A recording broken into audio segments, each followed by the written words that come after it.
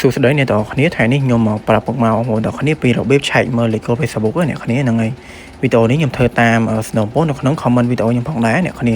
ហ្នឹងហើយហើយអ្នកទាំងគ្នាមកថ្មីកុំភ្លេចជួយចុច like subscribe ដើម្បីបានវីដេអូថ្មីៗពីខ្ញុំមុនគេទៀតអ្នកគ្នាហ្នឹងហើយហើយឥឡូវនេះកុំឲ្យខាតពេលយូរទៅឆែកមើលលេខ Facebook ជាមួយអ្នកគ្នា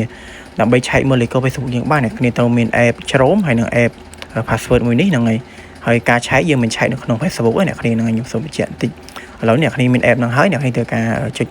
ចូលមកកាន់ app Chrome សិនមកអ្នកគ្នាហ្នឹងហើយឥឡូវនេះពេលអ្នកគ្នាបានដល់ហ្នឹងអ្នកគ្នាមករកចុច3នៅខាងក្រោមនេះអ្នកគ្នានេះកន្លែងស្ដាំដៃខាងក្រោមនេះសម្រាប់ Android អ្នកគ្នាអាចនឹងឃើញនៅលើនេះហ្នឹងហើយមកដល់នេះអ្នកគ្នារកពាក្យថា password ឬក៏រូបសោបែបនេះហ្នឹងហើយ password នេះយើងចុចមកបើ Android អាចនៅកន្លែងនេះអ្នកគ្នាហ្នឹងហើយនេះយើងចុចលើហ្នឹងមកអ្នកគ្នាហ្នឹងហើយមកដល់នេះអ្នកគ្នាដាក់លេខកូដទូរស័ព្ទអ្នកគ្នាចូលមកឥឡូវនេះពេលអ្នកគ្នាបានដល់កន្លែងហ្នឹងទៀតអ្នកគ្នានឹងឃើញពាក្យថា Facebook ហើយអ្នកគ្នាចុចនៅលើហ្នឹងមកហើយអ្នកគ្នានឹងឃើញលេខកូដ Facebook អ្នកគ្នាតែម្ដងនៅខាងលើនេះអ្នកគ្នានឹងលេខទូរស័ព្ទហើយនឹងលេខកូដអ្នកគ្នាចុច like plate នេះទៅអ្នកគ្នានឹងឃើញហ្នឹងហើយកន្លែងហ្នឹងមិនចេះតែឃើញដូចគ្នាទេអ្នកគ្នាហ្នឹងហើយបងប្អូនយើងខ្លះគាត់អាចឃើញបងប្អូនយើងខ្លះទេគាត់អាចអត់ឃើញចឹងទៅអ្នកគ្នាដើម្បីឃើញលេខកូដ Facebook យើងនៅកន្លែងហ្នឹង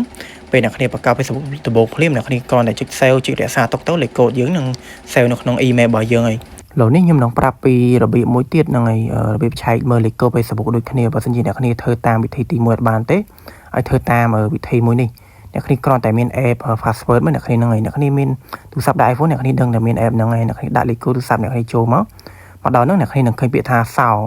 ឬក៏ពាក្យថា on អ្នកគ្នាចុចនៅលើហ្នឹងទៅអ្នកគ្នានឹងឃើញពាក្យថា Facebook ហើយ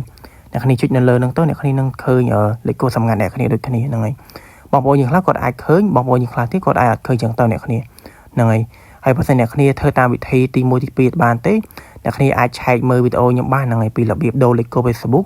ទោះផ្លេចលេខកូដ Facebook ក៏អាចដូរលេខកូដបានដូចគ្នាហ្នឹងហើយអញ្ចឹង Facebook អ្នកគ្នានៅ login បានអីធម្មតាទេអ្នកគ្នាផ្លេចលេខកូដអីអ្នកគ្នាអាចដូរលេខកូដតាមខ្ញុំបានអ្នកគ្នាអាចឆែកមើលវីដេអូរបស់ខ្ញុំវីដេអូចាស់របស់ខ្ញុំអ្នកគ្នា